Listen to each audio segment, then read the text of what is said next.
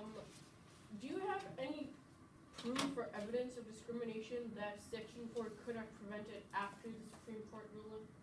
Yeah. Yeah. So Texas and North Carolina both passed voter ID laws, and what voter ID laws do is minorities are proven to have less access to IDs because you have to have your birth certificate, you have to have documents, they cost money, you have to go downtown, so some minorities don't have transportation. Actually, basically, list of 35 states that enacted you want to So- list as well.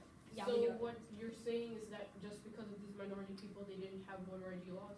No, I'm saying that minorities, so voter ID laws are detrimental to minorities, so that's why passing voter ID laws, which Texas did, which North Carolina did, that's disenfranchising minorities. And now after Section 4B, Texas and North Carolina aren't covered anymore. They passed these laws right off the bat, and minority voting goes down 3 to 4% from voter ID laws.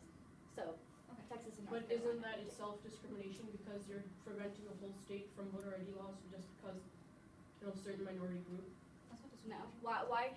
Like, do you have an example of voter fraud? That's what voter ID laws are meant to prevent. So unless there's like this great big spike in the number of voter frauds in elections, voter ID laws don't really do anything. Like, voter fraud doesn't really happen. So. Quiz We question. haven't had it. Okay. Okay, so in your second intention, you talked about Section 2, right? So at the point when we're showing you that the majority of Section 2 lawsuits, actually 4 times as many as in uncovered states, happen under covered states, why would Section 2 lawsuits be good or better without Section 4?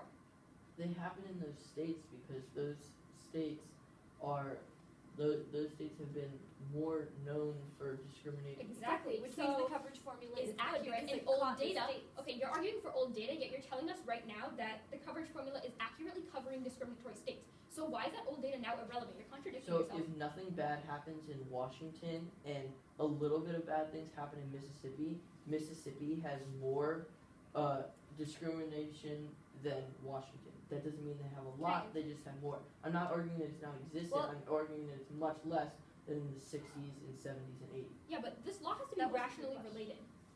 This law has to be rationally related. This, once again, doesn't really answer my question. Yeah. So you're not answering my question. My question is, why should once Section 4 is gone, why is Section 2 more effective than Section 4? If we're showing you that together, they're the most effective. Because Section 2 doesn't violate federalism. And neither does Section 4 because the 15th Amendment explicitly gives But the right to the If I can federal respond to that, the federalism thing. So under Section 2, states are still going to be subject to the pre-clearance. So it's going to be the same violation of federalism that you're claiming. We're not conceding to federalism, but if you win that point, like under Section 2, it's the same thing because they're still going to have their laws pre-cleared. These states that are bailed in are still going to have the pre-clearance, so there's still a violation.